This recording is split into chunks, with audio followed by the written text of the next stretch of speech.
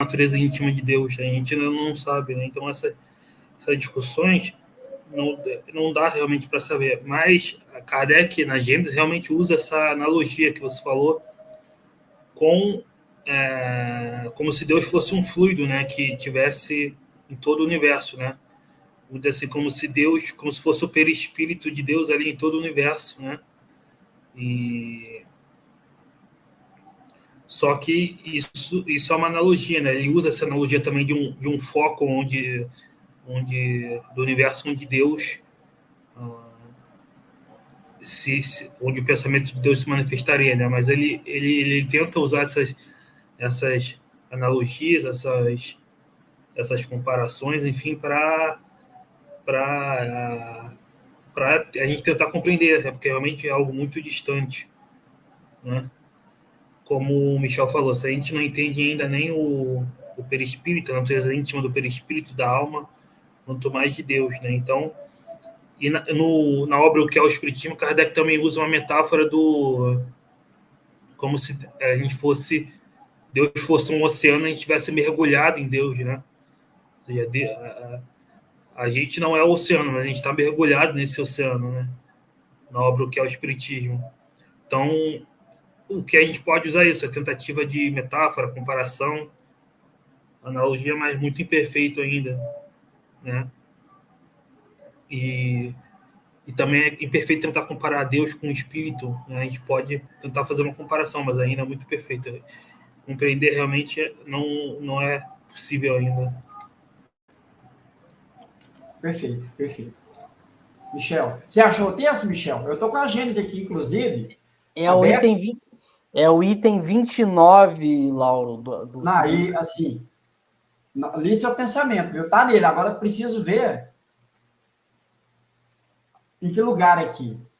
Ó, mas eu vou ler todo ele, porque, inclusive, ele serve até para a gente ter como conclusão, já que a gente está finalizando o capítulo, porque ele diz assim, ó, nada obsta a que se admita para o princípio da soberana inteligência um centro de ação, um foco principal a irradiar incessantemente, inundando o universo com seus eflúvios, como o sol com a sua luz.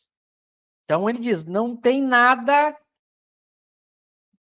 Ele pegou uma analogia, né? O sol ele tem um ponto fixo e aí ele irradia a sua luz. Então Deus ele está aqui fazendo um exercício de pensamento, né? Eu poderia imaginar um ponto de onde Deus irradia para todo o universo o seu pensamento, tá? Mas nota que ele não separa. Não é que tenha, não é que, por exemplo, lá no centro tem tá Deus e aí o pensamento corre para uma parte, mas não corre para outra. A gente já vai ver que ele vai mostrar que se essa irradiação existe, ela é para todo o universo ao mesmo tempo. Percebe? Então ela é uma só, né? Não há uma divisão. Ele diz assim, ó, mas onde esse foco? Então a primeira questão é o que ninguém pode dizer. Então, nada obsta que possa haver um foco, mas onde? Não sabemos. Primeiro ponto. E agora ele vai mostrar como esse foco ele não vai ficar num ponto só. Olha só, provavelmente não se ache fixado em determinado ponto, como não está a sua ação, sendo também provável. E nota que ele bota tudo no si, né? No si, porque a gente já vai ver no final que ele vai dizer, a gente não tem como saber. Ele vai dizer assim, ó, sendo também provável que percorra constantemente as regiões do espaço sem fim. Se simples espíritos têm o dom da ambiguidade, em Deus há de ser sem limites essa faculdade. Enchendo Deus o universo.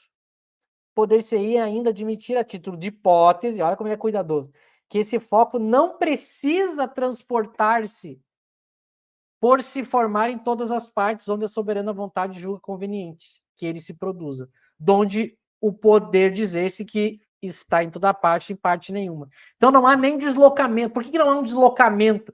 Porque na nossa ideia há um deslocamento, né? Eu estou num ponto, se eu quero atingir outro, eu tenho que ir até lá. Mas é que como Deus já preenche tudo, ele não se desloca, porque ele já estava ali. Mas nota que ele coloca, provavelmente, nada impede, a título de hipótese.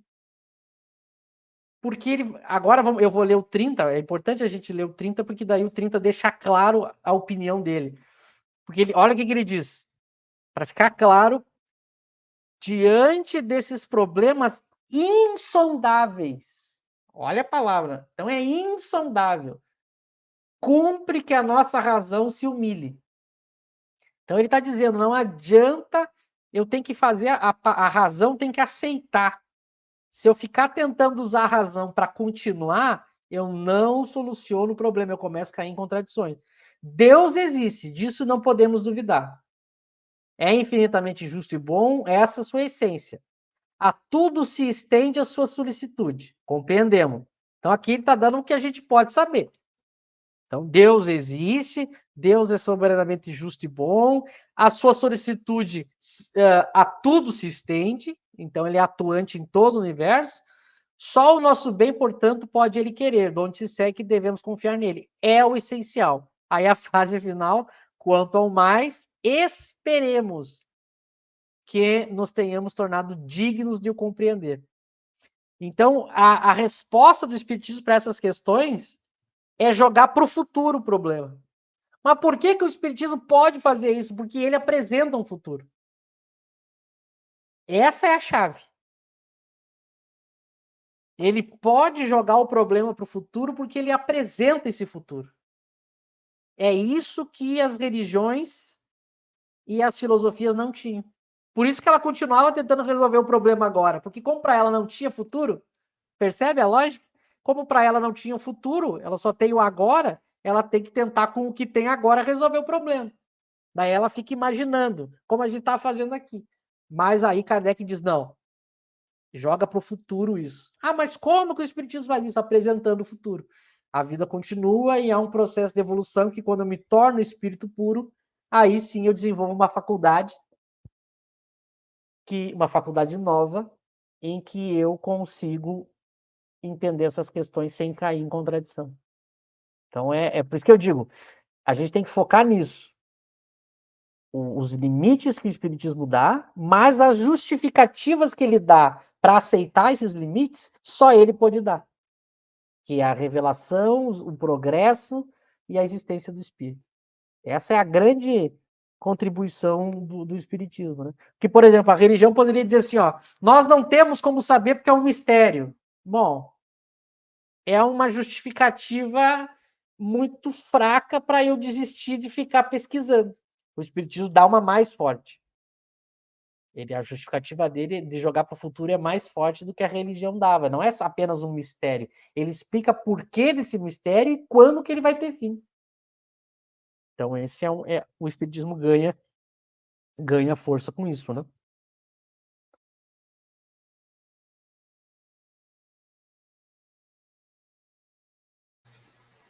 Eric?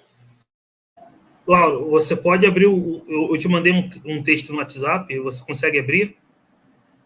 É a pergunta 177 do O que é o Espiritismo, lá na última parte que tem as perguntas. 147, quer dizer. Lá da última parte do que é o Espiritismo, que vai explicar bem essa questão. Até a Mônica aqui no meu canal está perguntando sobre como compreender essa questão, né? Como é que Deus está em todo o universo, mas Deus não é o universo, né? É o capítulo 3, né? Solução de alguns problemas. Exatamente. É a última questão? O homem depois da morte? Exatamente. 147. Então é a anterior, então. Deve ser o homem durante a vida terrena. 117. 140. Não, então é realmente. 145. Que vai usar essa metáfora que eu falei do oceano, né?